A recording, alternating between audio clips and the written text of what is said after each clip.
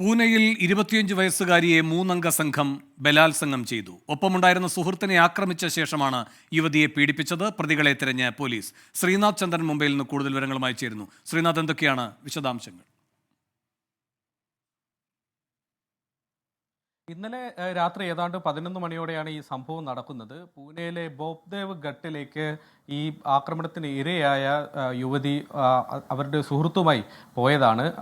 ഈ ഒപ്പമുണ്ടായിരുന്ന ആൺ സുഹൃത്തിനെ ബൈക്കിലെത്തിയ 3 പേർ ചേർന്ന് ആക്രമിച്ച് അയാളെ കീഴ്പ്പെടുത്തി. അതിനുശേഷം ഈ യുവതിയെ ആക്രമിച്ചു എന്നതാണ് മനസ്സിലാക്കാൻ വേണ്ടി കഴിയുന്നത്.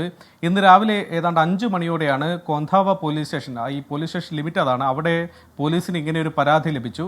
ഈ യുവതി ഈ സമയം ആശുപത്രിയിലേക്ക് എത്തിയിരുന്നു. ഒപ്പം ഉണ്ടായിരുന്ന സുഹൃത്ത് തന്നെയാണ് ആശുപത്രിയിലേക്ക് എത്തിക്കുകയും ചെയ്തത്. ആരാണ് ഈ അതിക്രമണത്തിന് പിന്നിൽ എന്ന കാര്യത്തിൽ ഇപ്പോൾ വ്യക്തതയില്ല. പക്ഷേ വിപുലമായൊരു അന്വേഷണം ഇതിനുവേണ്ടി നടക്കുന്നുണ്ട് എന്നതാണ് മനസ്സിലാക്കേണ്ടത്. 10 പോലീസ് ടീമുകൾ, 10 സംഘങ്ങളായി തിരിഞ്ഞാണ് പോലീസ് പ്രതികൾക്ക് വേണ്ടി ഇപ്പോൾ തെരച്ചിൽ നടക്കുന്നത്. വ്യാപകമായി തന്നെ തെരച്ചിൽ നടക്കുന്നുണ്ട് എന്ന് പോലീസ് പറയുന്നു. പെട്ടെന്ന് തന്നെ പ്രതികളെ പിടികൂടാൻ ശ്രമിക്കുമെന്ന് പറയുന്നു. 3 പേരാണ് പ്രതികൾ എന്നതാണ് യുവതി ഇപ്പോൾ മൊഴി നൽകിയിട്ടുള്ളത്.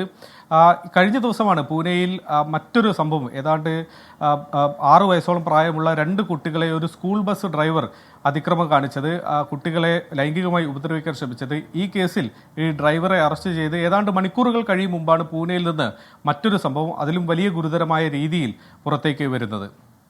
ശ്രീനാഥ് ചന്ദ്രനാണ് മുംബൈയിൽ നിന്ന് വിവരങ്ങൾ നൽകിയത്.